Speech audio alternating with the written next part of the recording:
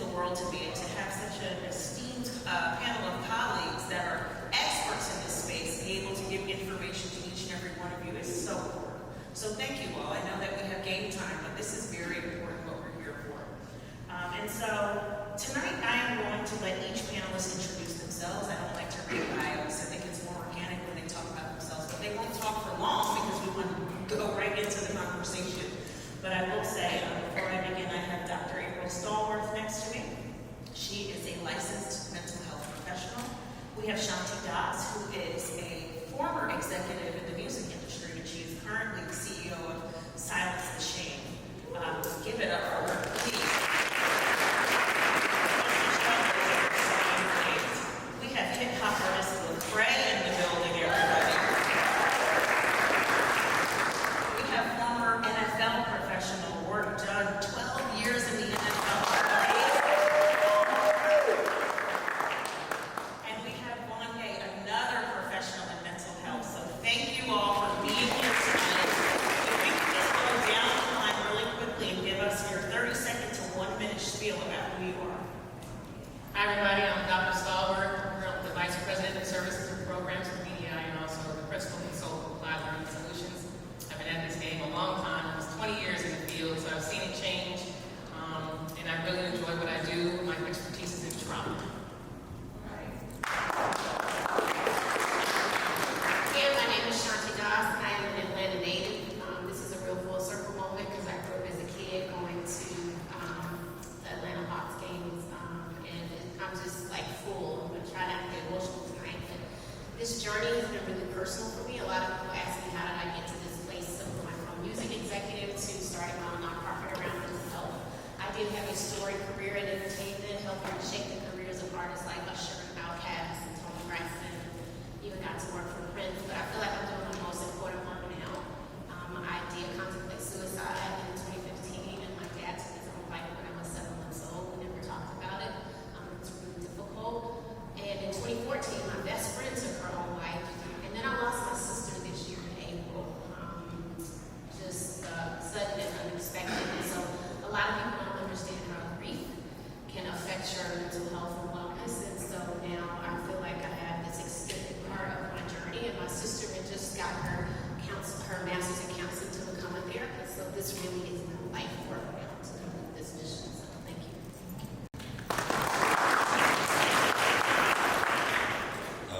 Lecrae, hip-hop artist, just being in the music industry and seeing how prevalent issues of mental health is. You want to see more artists and entertainers, athletes, and so on and so forth, be more vocal and have the freedom and courage to understand it and talk about it, and see people like Shanti has encouraged me to be more vocal about the issues that I've faced as far as mental health is concerned, depression, anxiety, and the stress and so on and so forth. So I just want to make it to where it's not this over stigmatized issue, but it's something that we can talk about on a consistent basis.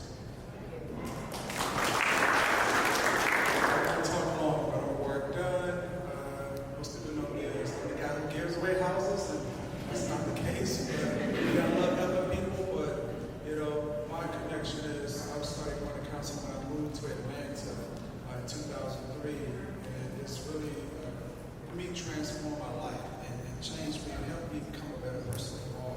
So just really understanding the journey, what it takes, and today I still go to counseling today. So I just think it's an important issue that we should talk about. So I appreciate being here. So I'll try not to talk long. Good evening, everyone. My name is Mon Gay, 10-year veteran in the field of mental health as a mental health practitioner. I currently serve as the Assistant Director of Counseling Services in the Royal School of Medicine. I'm also the founder of Holistic Atlanta, which is my own private practice over in DeKalb County. So this is amazing. And we still have people kind of filing in right now to have this many people within our community and our city really interested in mental health and wellness and self-care. I really hope this conversation tonight plants some really good seeds that you all can go back to your own communities and families and be able to have an impact on their lives as well. So thank you for that. Thank you. So a couple of years ago, we started a platform here at the Hawks called Courageous Conversations. And Courageous Conversations is still going on. It's a platform that we use to talk about tough topics that impact everybody. And mental health is one of those things that is very intersectional. It doesn't matter what race you are, it doesn't matter how old you are, it doesn't matter where you grew up. We all have challenges when it comes to mental health. And we had the pleasure of hosting Shanti and Dr. Stallworth. I would say it was a little less than a year ago, is that right? A little less than a year ago. And our employees just were so enamored and just so in awe of all the information that they were able to learn, and all of the points that were brought up during that conversation connected with what we can go through. So Shanti, I want to start with you. You've had an amazing career as a music executive, and a lot of people know you because of what you've done in the music industry, but you have also had a lot of challenges when it comes to being honest about your journey with mental health. Explain to us, what is Silence the Shame about? Why did you even decide to create the platform and walk away from music and say, I'm going to dedicate my career to this? So Silence the Shame exists primarily to help erase stigma around mental health, right? Anybody heard of that S word, stigma? Oftentimes in our community, when we see people struggling with mental issues, we call them the C word, which is crazy. And I really want to help people eradicate that word from their vocabulary, because in essence, we all have mental health and physical health. We just may not all have a mental illness. And you guys heard that I said my father took his own life when I was 7 months old. I just hate that as a family, we didn't go into counseling or therapy or even attend any peer support groups when I was growing up. What I did was, like, when I was younger, kids would say, oh, where's your dad? What happened to him? I said, oh, he died of cancer, he was sick. I was embarrassed to say that my father shot himself, or that he, died by suicide. And so fast forward, when I became an adult, when life gets tough, sometimes we don't have healthy coping mechanisms to help us control that stress and that anxiety. And so even though I was making $500,000 a year working as executive vice president at Universal Motown, my world was crashing down around me. And I couldn't recognize, or I didn't know what to call those signs and symptoms, right? I would go into my office and lock my door and tell my assistant, don't call me unless it's on pause. I don't want to be bothered. I found myself withdrawn from friends and family. And what I'd like to tell people is we all have sad days, but you have to look at the behavior patterns. So when those sad days, one day becomes a week, to 2 weeks, 3 weeks, that's when you know you got to get help. And so when I came back home to Atlanta and started doing more work around the community, I started realizing how anxious and depressed I still was, because I had walked away from something I know so far from my entire life.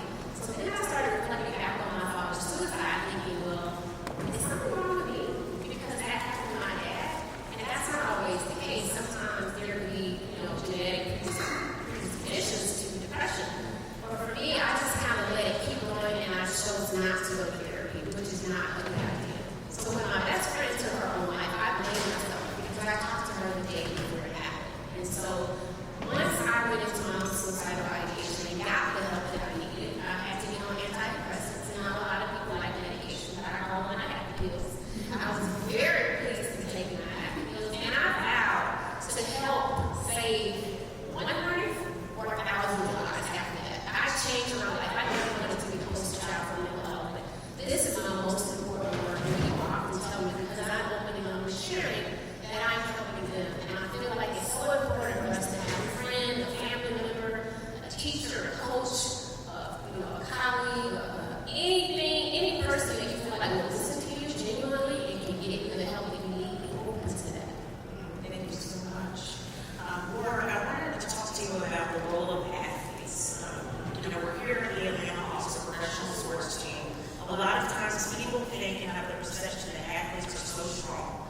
They're mentally strong, they're physically strong, they can withstand anything, and that they just don't experience pain or anger or depression and a lot of the things that us human beings do experience. And so, what is the role of an athlete in addressing mental health issues?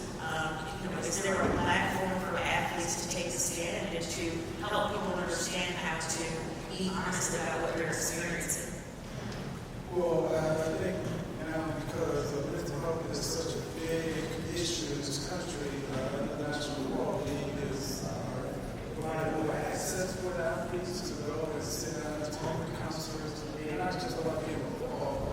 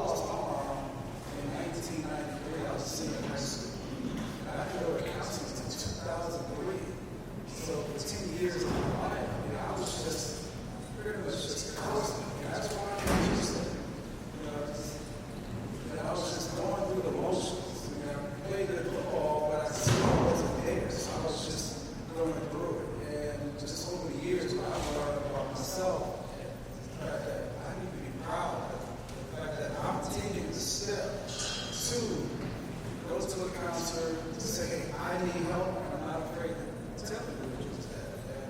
And if I can save someone's life, I mean, for me, that's important. But you also have to take it in the Black community, professional athletes, that counseling is not for us. We don't need that. We don't need to get better in our lives. And I just think that's a misconceived notion.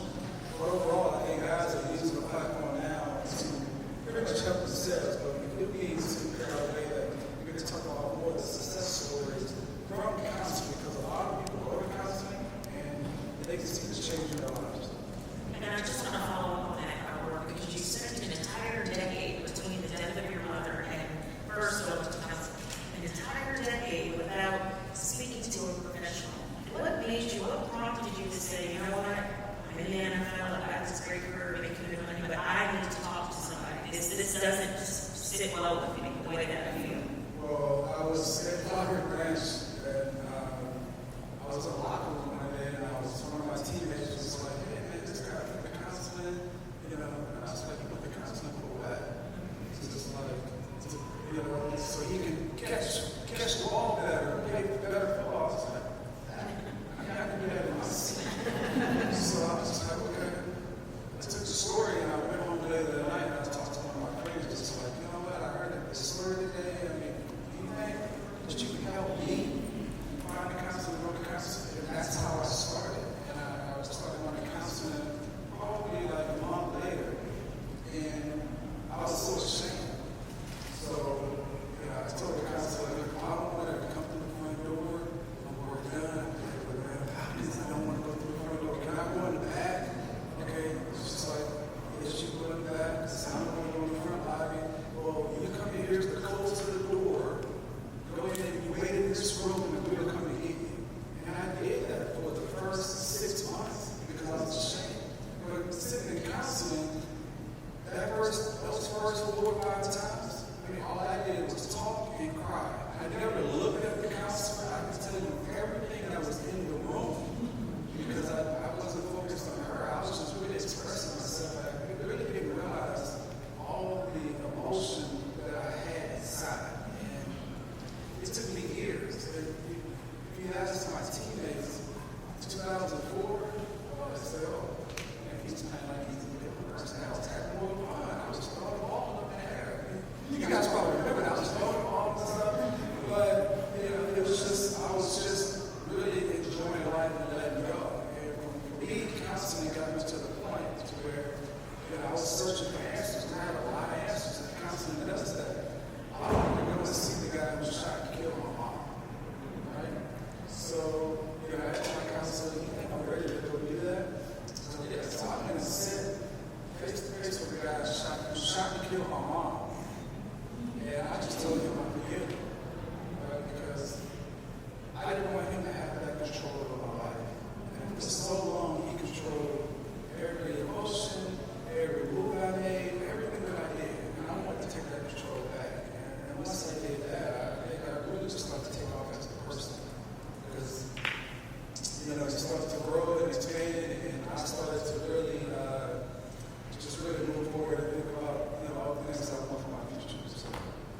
Kudos to you. There's strength right there. Lecrae, I want to pivot to you because we oftentimes talk about hip-hop artists and see things that are happening on social media, things that are happening in front of our eyes. I'm thinking right off the top of my head of Kanye West. He's always in the news regarding the C word that Shanti used. People refer to him as crazy.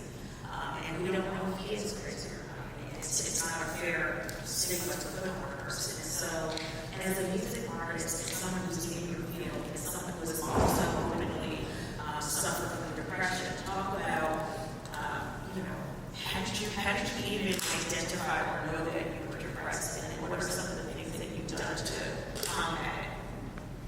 Yeah, I think, especially like when it pertains to the entertainment world, a lot of people just manage their depression or anxiety with drugs and alcohol. And so it's you're really dealing with your traumas and your pains, and that's what I was doing for a long time as well. I was dealing with all my trauma and my pain, self-medicating.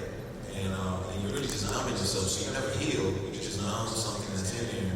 and it never gets healed. So for me, unfortunately for me, the bottom can fall out, and I don't want that for anybody else. I don't want the bottom to fall out for people. And here I am, winning awards and performing in front of tens of thousands of people. But at the end of the day, I feel lonely. I feel empty. I feel as if there's some unresolved stuff that I have going on. I suffered from multiple abuses as a kid.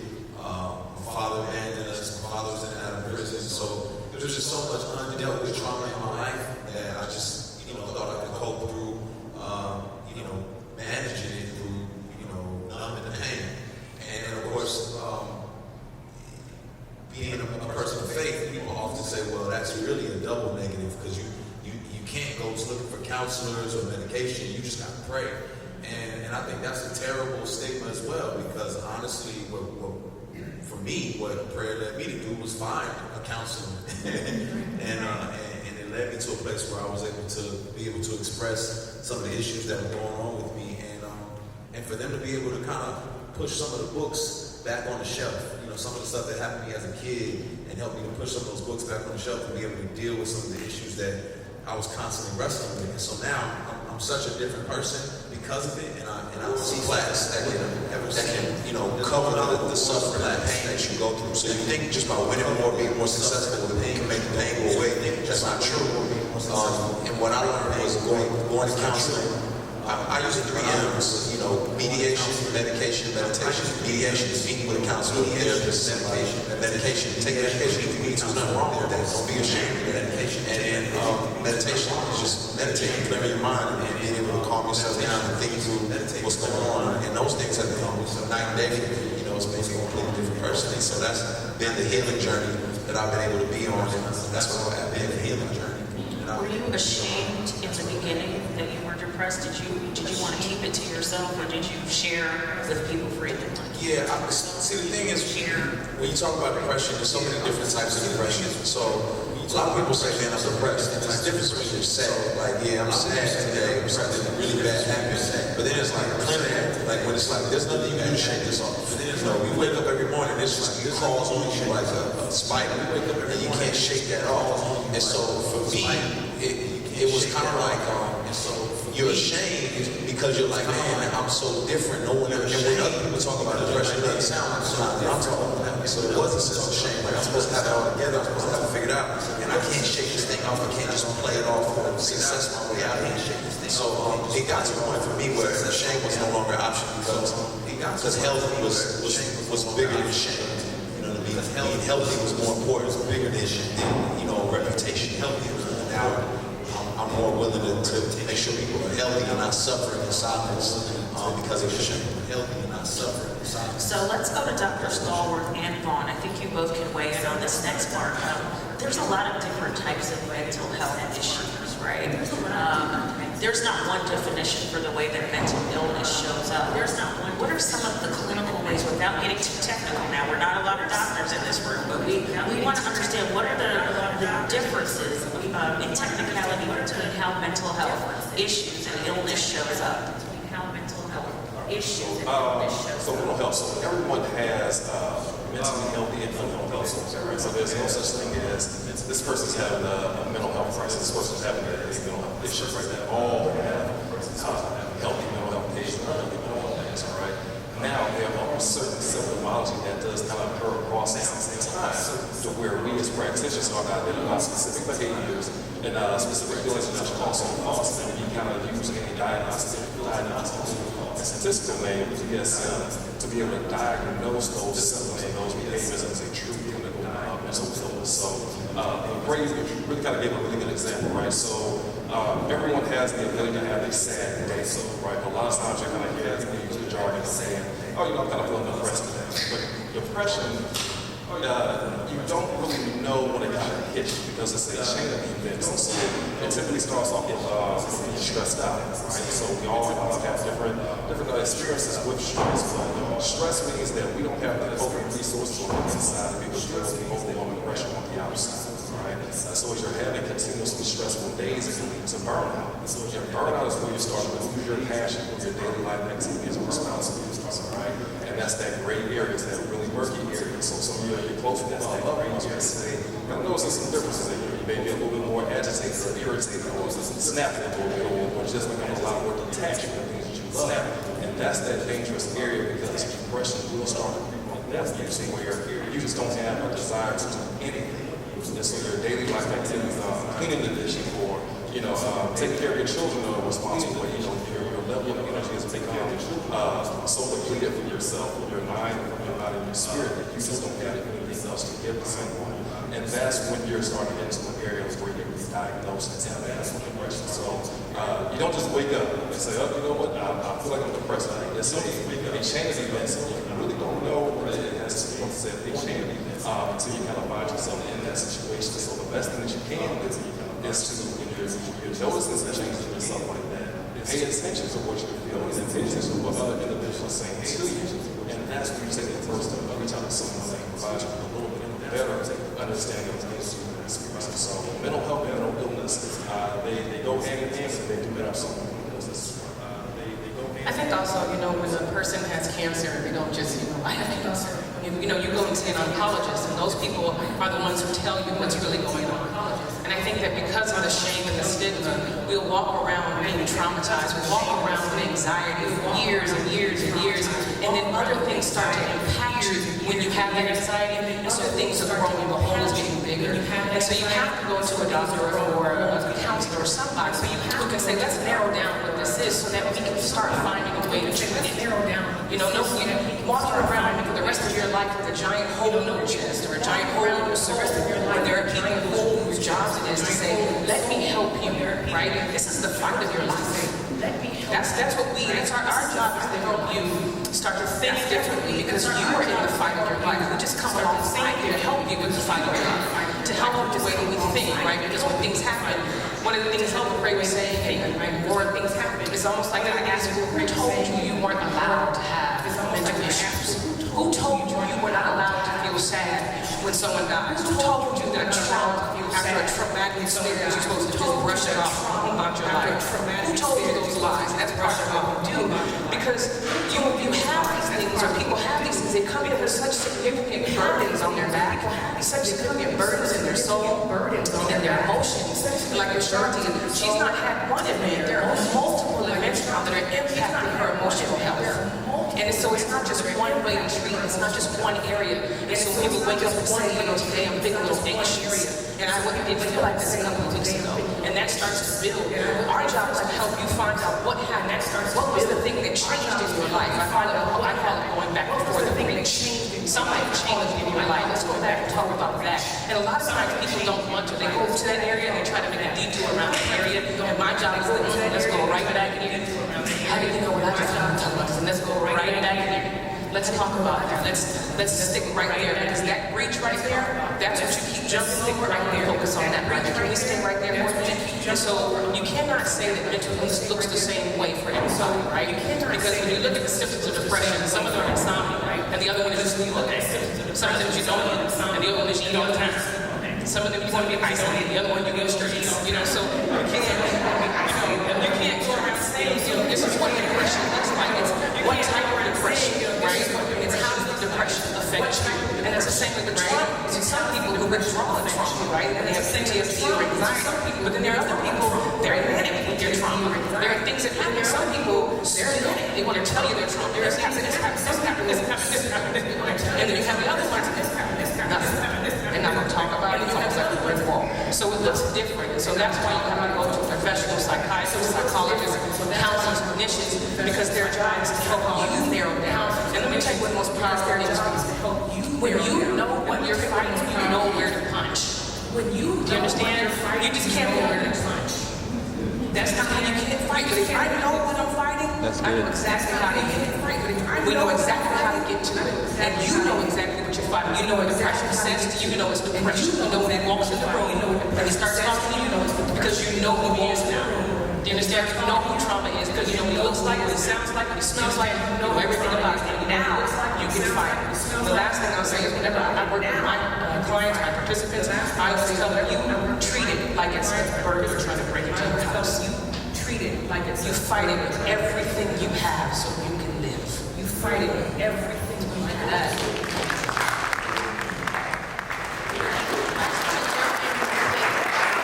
One, because these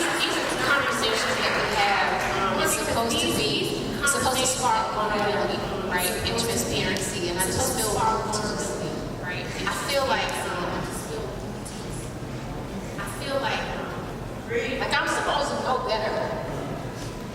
Right now, I'm not in counseling. And losing my sister has been the most devastating thing of my life. You see, she was 8 when my dad took his own life. So she helped to raise us. Fast forward, you know, you get older, you become best friends. Fast forward, I'm not married, I don't have kids, I don't remember Thanksgiving or Christmas with my sister. I am not looking forward to the holidays. I am not looking forward to the holidays. But I talked to someone last week and I was like, I need help again. Talked to someone last week and I was like, I need help again. I do know my triggers. And that breach was my sister's death. I feel like it took me all the way back, all this progress I've made. If we don't know what's going to happen from 1 minute, 1 second to the next, but you got to be strong enough to get help when you need it. And I'm saying it from all these strangers and my friends, my best friend, my life coach, support chair, friends, support science chair. I know I need help with it. And I'm going to get that help so I can keep this work going. But right now, I'm in a bad place. And I just keep pushing through, like Warrick was talking about. You just keep going through the motions. I'm going through the motions to do the work now, but I know I need to heal the motions to do the work now. So don't anyone in this room ever be ashamed about getting help. Anyone else, I don't care, teenagers and getting help. Adults in this room, it's okay not to be okay. But what's not okay, it's okay not to be okay. But what's not okay.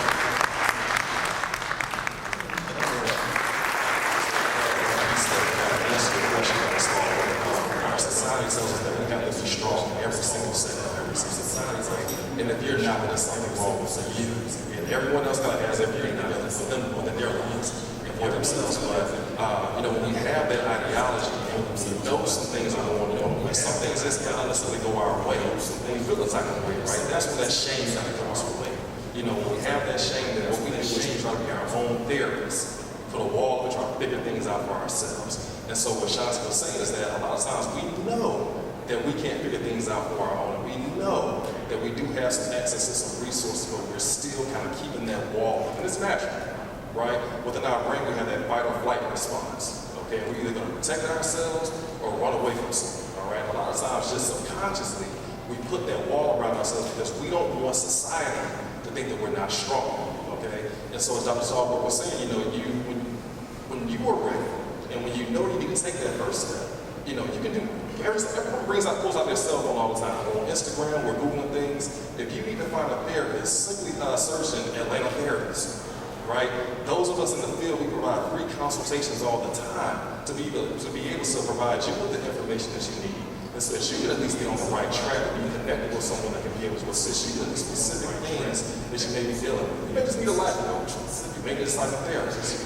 You may need a clinical psychiatrist. Right? But you can't figure those things out if you don't allow yourself to get a little bit vulnerable and let those that can provide a level of assistance get come into your life. Just let those that can provide a level of assistance. I thank you so much. I want to turn this over to the audience, but before I do, I have one last question, and it's really piggybacking off of what Dr. Stallworth and Vaughn brought up, and it's really about the fact that our life is a long journey, and throughout our journey, there are highs and lows, right?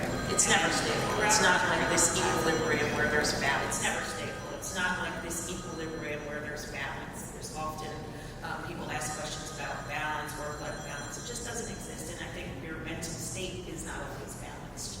And so the question really goes to Shanti, it goes to Lecrae, and it goes to Warrick. In terms of your personal self, what do you do knowing that you have experienced highs, lows, ups, downs?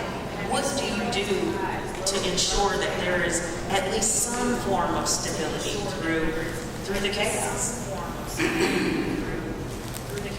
Well, like I said, I still go to counseling, so I do have my moments when I just want to sit in the house all the time. I just want to hang out, don't want to do anything. You do get lazy, complacent, but I find myself reaching out to my counselor and say, hey, can I come and see you? What days are you available? And I would go and talk, and that usually gets me out of my little moments where I'm not really motivated to do anything. But I wake up every day and I'm always doing this and that, but you do have those times throughout other day where you just want to sit quietly and not really be bothered. I tell my family, don't call me, all the time because I don't want to be bothered. And it's nothing personal with them. It's just that I do have my moments where it's just up and down. But I have been going to counseling much more frequently, so I've been able to, stay afloat. What I want to tell you, the last time I went to counseling, my counselor told me, hey, you need to stop trying to survive. I've been surviving since 1993. You need to start living your life. And I was like, okay, like how do you live your life? I thought I was living my life.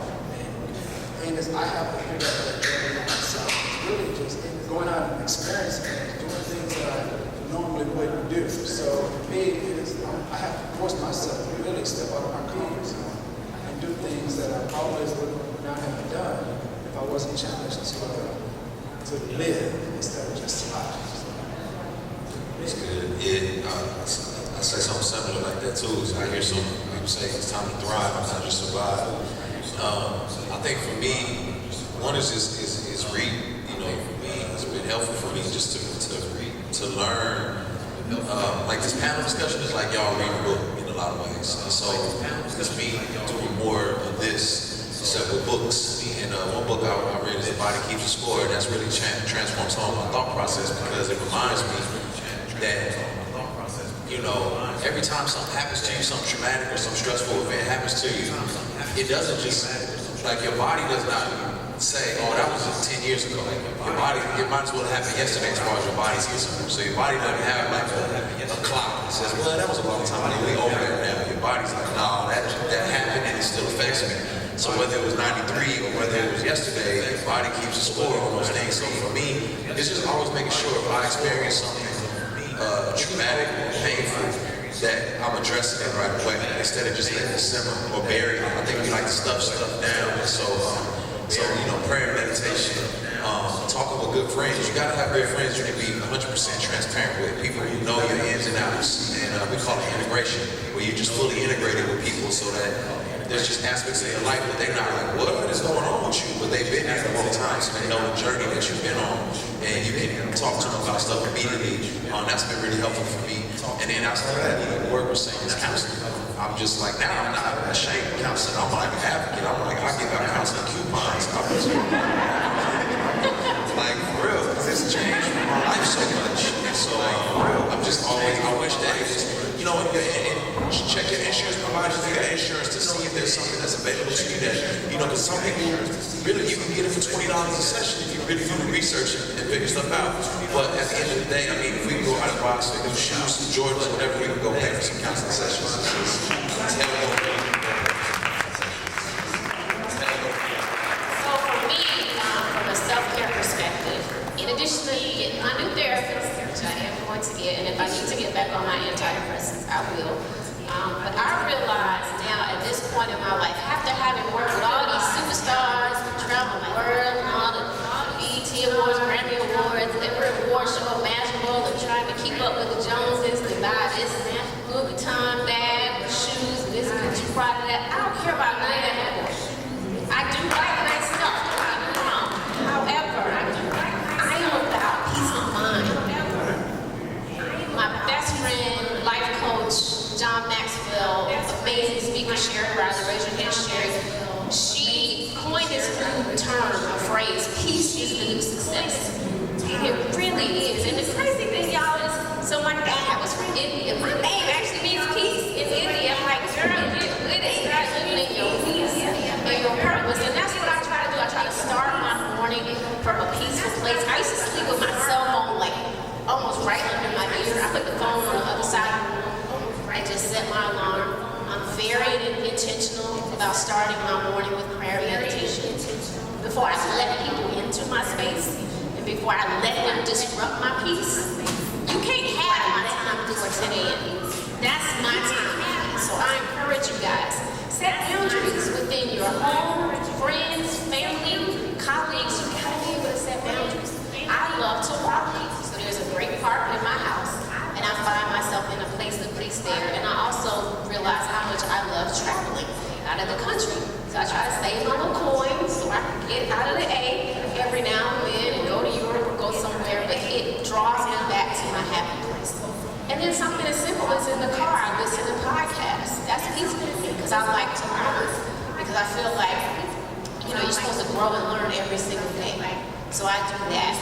And I love listening to music. I'm a shower singer. But if I feel sad and I start focusing on my sister too much, I'm like, let me just turn on something fun that I can sing to, or I like the message. I listen to Lecrae's music on Sirius XM because I need something positive and powerful in my life to reinforce the fact that God is trying to tell me, girl, get into therapy. So I know I need that help and that encouragement. And the last thing I'll say is I unfollow the negative people on social media.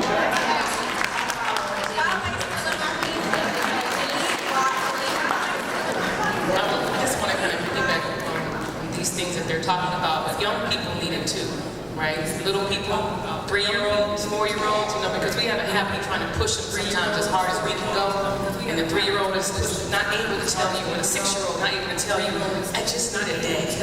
I just need to lay in my bed and watch my iPad. I mean, I do it every day, but can I just get a day? I don't want to go to so-and-so's house. I don't want to play sports. And don't talk to me. Don't nag me. I'm 4. Do you understand what I'm saying? So those of you that have young people in your life, you have to teach them how to take a moment away. And you sometimes have to step away and leave them alone. Because what starts happening is the pressure to achieve and to please us becomes so great on them that when they have to go and deal with the bullies and the stuff at school, they're already up to here. And then they go to school and someone comes and says what they're going to say, and they're like, you know what, I'm happy. And I'm just 5. I have an almost 5-year-old who came home from school one day and I said, Aiden, how was your day? He said, Mimi, I just, that's what he said. Now, I'm a professional counselor, so I took that to a lot of things. I was like, what's that mean? I'm like, DSM, but I just took him and I said, why don't you go in your room? I'll bring you some treats. Just watch your iPad. He watched Ryan's toys and he was just watching. But a little bit later, he was feeling a little bit better and he came downstairs and he was ready to play. But he needed that time. So I just want to say, even for young people, step away. And I know self-help is a big thing. Right now, it's all over to your truth and to you and all the right things that we have. But your self-help really is based on where you are. Where you are right now. Right? For me, being isolated and alone is something that I do every now and then because I'm an extrovert. So for me, self-help is going to see my friends. Like, hey girl, how you doing? Talking about me, nothing. Like, that conversation is just nothing. I like to do that, right? I like to think. You understand? Because the weight of people's hurt sometimes weighs down, and I have to go. For me, I have to go to God and tell Him all of the business that everybody tells me. And that makes me feel better. I feel like this burden, I'm gonna put it at your feet. I can't carry all those burdens. But I want to walk alongside you, but I can't carry the burden. So for those of you who are the ones who pick up the phone to listen to the Shantis, the Lecraes, the me, the Warricks, and the Dunns, those of you, just be a listening ear, but don't absorb it. Don't take it in and become that thing. Do you understand what I'm saying? Listen to it. I'm here for you. I love you. I'm gonna hang up. Be like, that was a lot, but I got your head. Because you know what'll start happening? You won't be able to manage it after a while. Because you know what'll start happening? And I'll give you an example, and I'm shut up and y'all know. You know when you have a girlfriend or a friend that dates a person, and we break it up this week. What? And then they get back together. We break it up this week. Then they get back together. And then, girl, guess what it is? Let me guess, you break it up this week? You understand? After a while, you want to go fight him, you want to fight with him, you now fight. It's become your relationship. You understand? Now you go with him, she go with him, and he breaking up both of y'all. And I'm just using that as an example. That's what I mean by don't absorb it. You already know they're gonna break up and get back together. They're gonna be done forever. They're never gonna break up. So just listen and keep it moving. That's gotta be a part of your self-help. Because people actually come to counseling for the burdens and traumas of their friends and family. You can't control other people. Your self-help is, if he wants to do that, it's your life, your limit. You understand? You put the boundaries of emotion. Sometimes you have to let people go. That is a powerful self-help thing. You have to let them. You don't have to fire them from your life. You have to let them go. There are people in my family, I love them, but they're way over there. Other people in my church is way over there. All right? Thank you.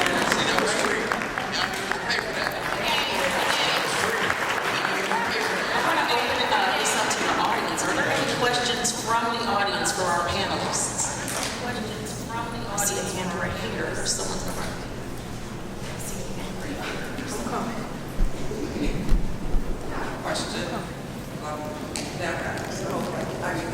Speak up a little bit I had louder. a sister who committed suicide. Speak up a little bit I had louder. a sister, and it took me a year, but I am there, and I'm proud to be in there.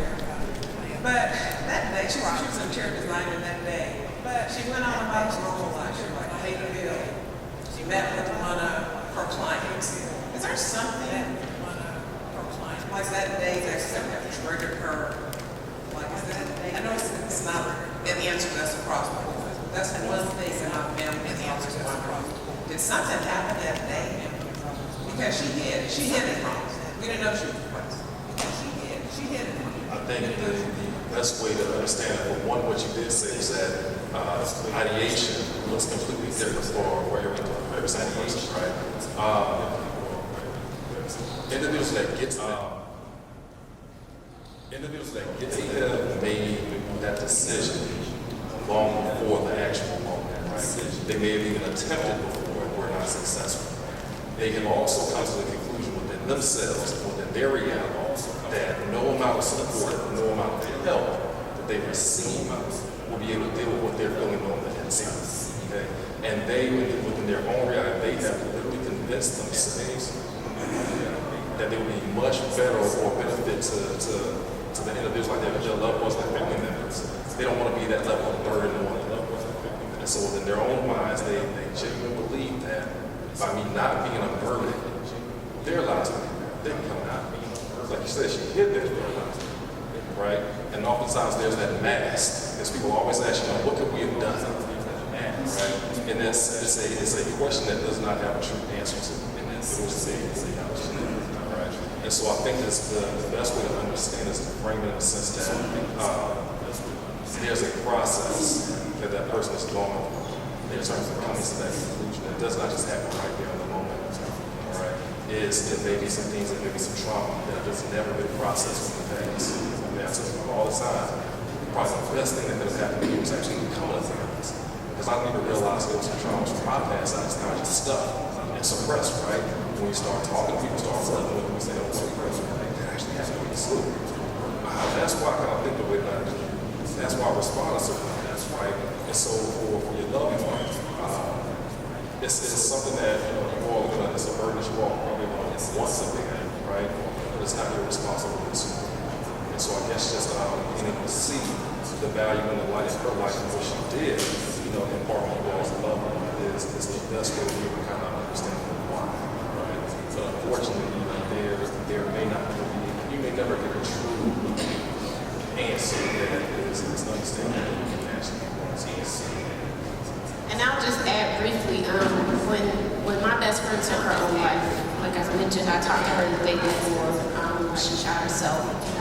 And I kept trying to retrace that conversation. And in that conversation, I was trying to help encourage her to get a new therapist and to also get some new medical doctors because she has some physical health issues. But once I went back through everything, her mind was already made up.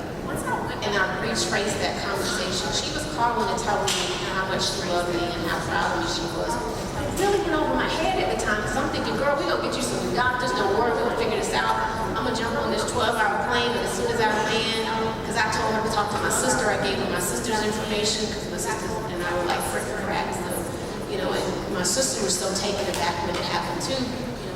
And we were trying to figure out what she missed, but she had purchased her gun a few days before that, and I think she had made up her mind. For me, and I had serious suicidal ideation in 2015, and it wasn't that I wanted to die. And everybody's situation was different, but I just wanted the pain to stop. And I could not control those thoughts, and it was almost as if I was hearing voices in my head to tell me to do it. And I just got out of the house and started driving around, and by the grace of God, I ran into a friend of mine who lived way on the other side of town. I know that was God's grace. I don't impose my faith on anybody, but I know that was God placing somebody in my path who then convinced me to call my sister, and I called the Suicide Prevention Lifeline, which is 1-800-273-TALK, and they were able to de-escalate the crisis so that I could at least get back to a point of being okay with getting help. But every situation is different, and sometimes suicide can be something that happens as a result of the loss of a relationship, a job, or it could be something that has been festering for years. or it could be genetic depression within someone, or it could be more severe mental illnesses. We didn't even get into that, but Silence the Shame offers free mental health first aid training. Cameron Triplett, our communications manager, is trained, and so mental health first aid training is almost like getting CPR training, and it's an 8-hour course that teaches you about the various mental illnesses, because there are some illnesses that are way more severe, and people really need medication. They need to be, in outpatient or inpatient facilities. But our goal today is just to scratch the surface and get you guys to be curious, to understand, and to want to learn and educate yourself around it, and so that we can save some of our babies and our adults and people in corporate America that are taking their own lives. I mean, we're seeing the rates of suicide increase, and they've increased dramatically over the last 2 decades. But if we can continue to have these conversations, and thank you, Natasha, the Hawks, and everybody for having Nzinga, the foresight to understand how important this conversation is for our babies in schools, for our colleagues. We all have it, as our clinicians have said, but we need healthy coping mechanisms so we can keep living our best life. We can keep Thank you. Unfortunately, our time is running short, and so if there are additional questions, I'll encourage you to stay before the game starts so they can talk to our panelists. But I'd love to give a major shout out to Natasha Larry, who's over here. Please push me. She's hiding her page. Natasha is just an exceptional employee at the Atlanta Hawks. She goes over and beyond. She's a member of our diversity council. I really don't know what I would have done without your support throughout the years that I've been here. She spearheaded HBC Unite, she spearheaded His Night with Shanti's is Silence the Shame. She's a gem, and so thank you, Natasha. These conversations are so important. I want to see this go on long after I'm gone from the Hawks. What our panelists today shared with us was so invaluable, and I know that it touched so many people in this room. And what I'll leave us with is this. When you think about human beings, we're like icebergs. So an iceberg is this huge, massive structure that is in the middle of the ocean, right? And usually when you see the tip of an iceberg, you just see a little piece of it. But what's underneath the water is grand. I mean, it's huge. You can never even imagine how much there is to an iceberg. And human beings are not very different. I mean, when you look at us on the outside, you might make a couple of judgments. She's tall, she's short, he's old, he's black, he's what, these things, right? But those are just a small portion of what we bring to the table. We have all types of things that have happened in our lives that shape who we are and make each one of us unique. And some of that centers around mental health. And so what our goal at the Hawks through these conversations to do is to lower the waterline so that people can start to bring their full self to the table. So that if you are going through something or experiencing something, it's not underneath the surface, something that you're ashamed to share. But it's something that you're proud to share because you know that your story can impact somebody else's story, and then that's when real change begins. So every single person in this room, I just want to congratulate you all for being in this room. It was a choice. You didn't have to be here. Everybody's out there, they're turning up, they're about to see the NBA champion Raptors, right? It's a good night, but this conversation is absolutely necessary. And hopefully every single person took something away from these magnificent panelists. I can't express how much gratitude I have to each one of you. You could be anywhere in the world, but you chose to be here. So thank you all. Tonight is Silence the Shame night at the Hawks. So Shanti, Dr. April, and the whole organization will be getting an award at halftime. So if you can stick around at halftime, we're going to get a shout out. It's going to be an amazing night. The whole night is about mental health. So y'all have a great time. Go Hawks, and I'm going to miss Atlanta. Can I just add one thing? Sure. Please consider following us on social media. We have a podcast also with 31 episodes up. We just dropped one called A Different Childhood. My parents suffers from a mental illness. We have another one about to post around the holiday blues. We got to keep this conversation going outside of this room. Please, if you post tonight on social media, use the hashtag Silence the Shame on Instagram. It's at Silence the Shame on Facebook. It's at Silence TH Shame. And I have to thank my staff. Just raise your hand who's in here, my board chair. Couldn't do this work, my committee. Just thank you guys from the bottom of my heart. Thank you, Nzinga. We're going to miss you so much. Thank you for allowing me to even share my story initially. And we're just so grateful. So I ask you guys again to come from a place of love and compassion. Don't be so judgmental. Sometimes people just need that ear. Our children just need that moment, like Dr. Stallworth says.